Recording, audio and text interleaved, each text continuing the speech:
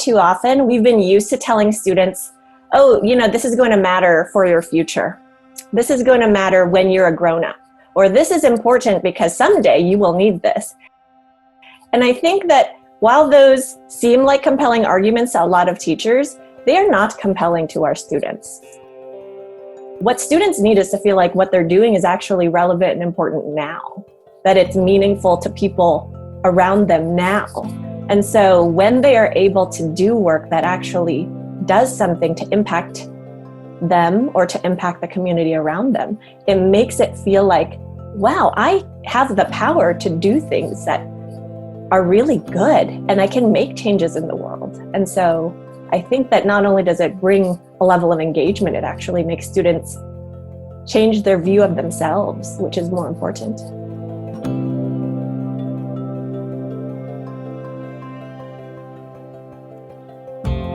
We're seeing examples of that all over the country, and it really started with kids in the maker communities of our schools and our communities out there making PPE. And while some of it may not have met the specifications to be used effectively, they really felt like that they had a sense of an ethos of contribution that really could make a difference. And a lot of those kids were not necessarily your high flyers, because a lot of those kids that are really your high-end makers actually are not kids that do academic school really well.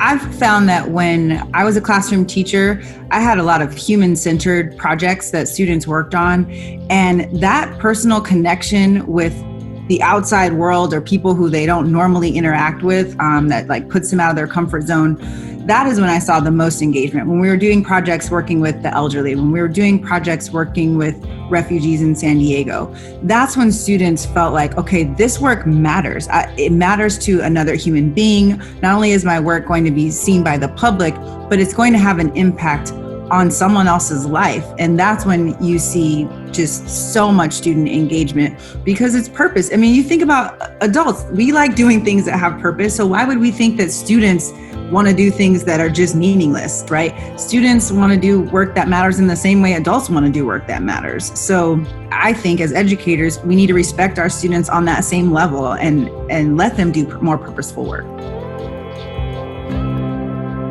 At the heart of it, it's the why, right? So when we think of social emotional learning, a lot of it comes from why do we do the things we do? Why is it important for us to have empathy for others? Why is it important for us to communicate effectively, right? And when you give the students the why and it has real world applications, then they are more apt to want to work on that skill because they actually do need it in the real world. And it's the same thing for academic work. So I think what matters to students is actually that the work that they're doing, it doesn't have to be that the whole project is something that's super relevant for their actual existence right now, but that the things they're doing within the project are also important as smaller pieces that are relevant to what a student is doing. And that you're really clear as a teacher on why we're doing what we're doing. And if you're not clear on the why, then why are you doing it?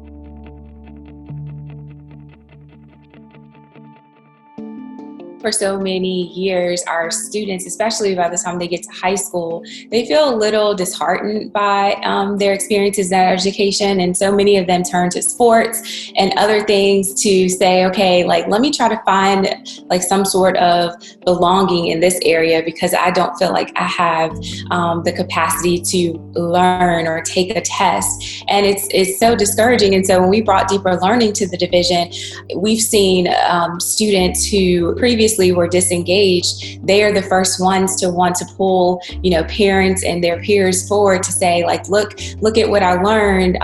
And I'll never forget, we met with a group of students after a particular exhibition, and they did a science project, but they focused on fashion and ethics within fashion and animal rights and chemicals and all sorts of things in our products. And so these girls were previously disengaged in their science classroom, but then when we made it personal for them, they were so excited. And one of them just said, I feel like, I'm a genius. I feel like I'm the smartest person in the room.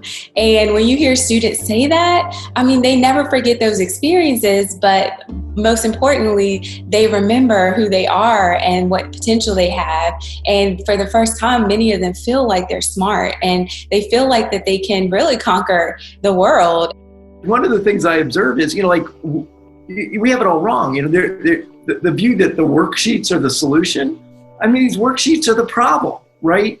And the kids at age 5 that have super wealthy families with nannies reading, helping them learn Mandarin, they start at age 5 and 6, they've got better test scores.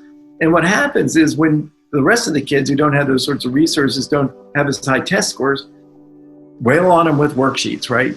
When you make school boring and irrelevant, you reflect the push of the parent. When you make it interesting and authentic across a whole wide range of things, and tap into the intrinsic talents and motivation of the kid.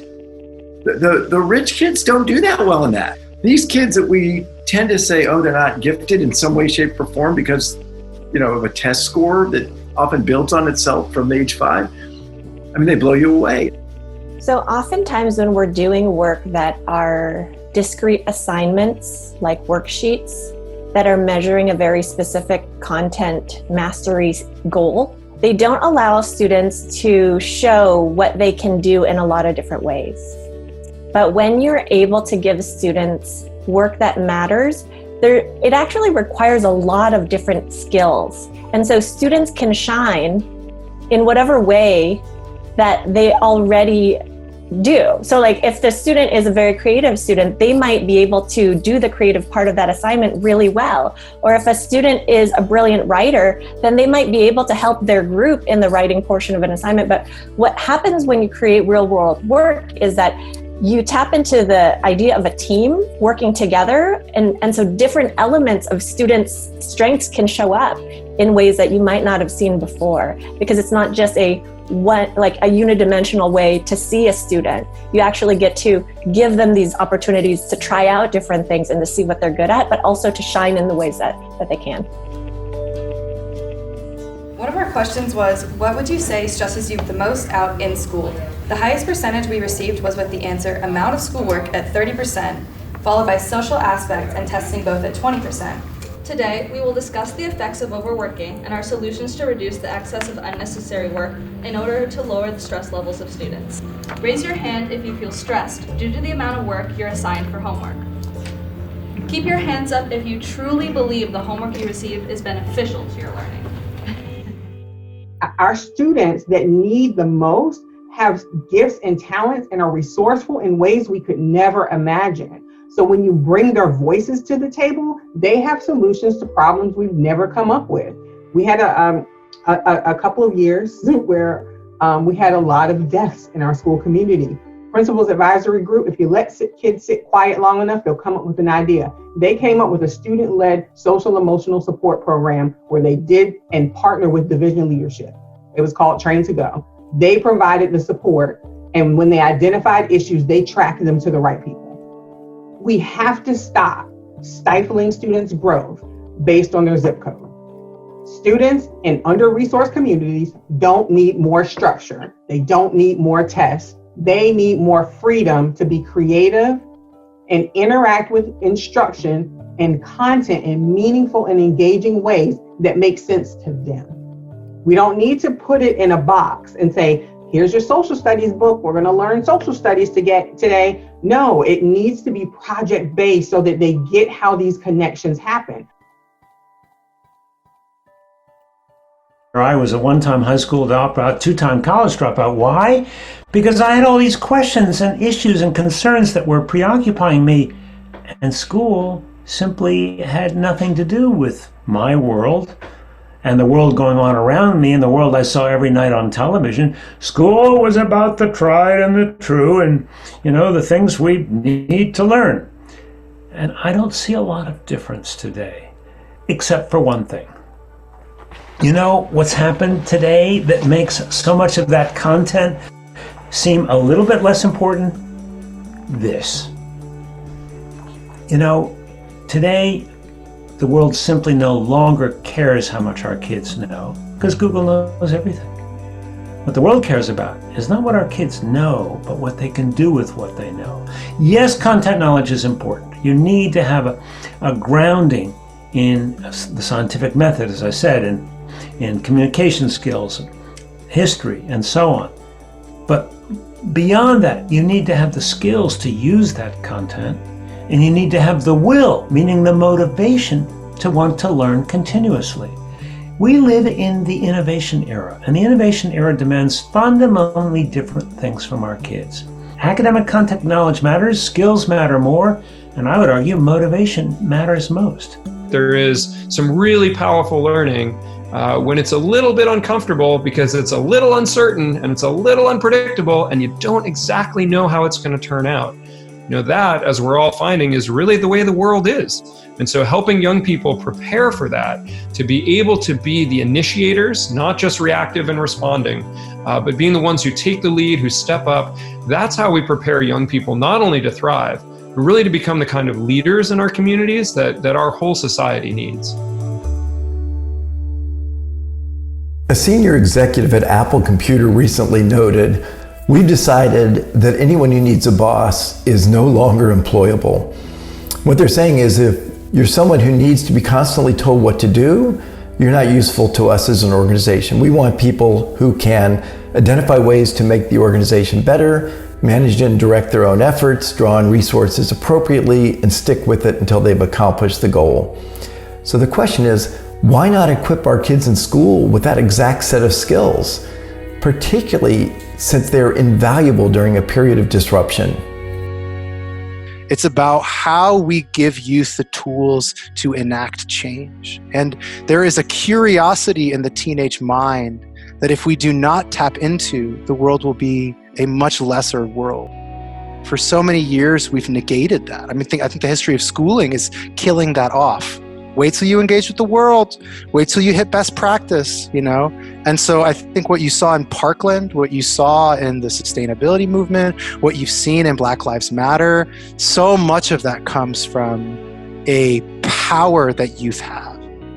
For me, getting that real world experience, being able to travel like I was able to, and being able to work on the documentary and collaborating with other people, it helped me find my path.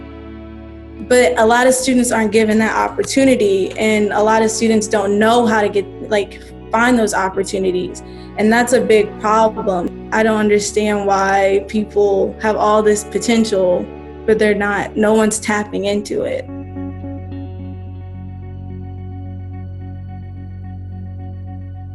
Probably one of the best examples, and I've used this in a number of different occasions, where a school district is making a difference by changing up some of the traditional structures of school, is actually coming out of Newark, New Jersey, where they started a project with high school English teachers that, in lieu of doing the traditional high school curriculum and saying, if we start rolling that out, our kids are going to turn the computers off, actually went after a project called Stories from the Pandemic.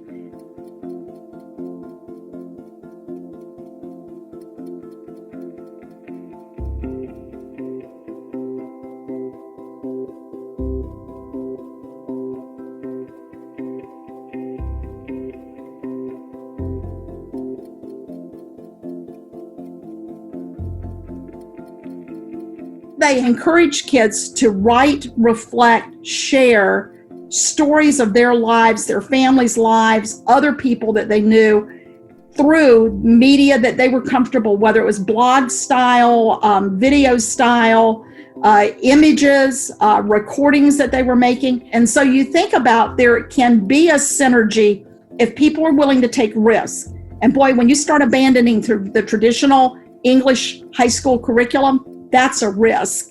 When people take some of those risks, they open doors to think about, what could we change when this is all said and done, that actually makes our schooling experiences for kids far more impactful. And you have these unique opportunities to bring people in that you may not have brought in before, right? So grandma who lives in another state can attend your exhibition now, right? Or your cousins who live in a different city can go to your presentation of learning. It's really powerful that we can make those connections to people who are far away. You can bring in experts from the field in ways that you've never been able to do before.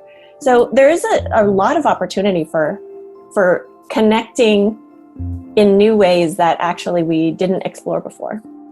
It allowed us to not just do a capstone showcase in one day, but to spread it out through an entire week in 3-hour chunks. And it allowed for family, teachers, entrepreneurs, educators, friends to be a part of these Q&As that occurred afterwards. And as you look at those recorded Q&As, that's where I saw moments I'd never seen as an educator, and moments that I've been striving to help create, for the past 10 years of my life.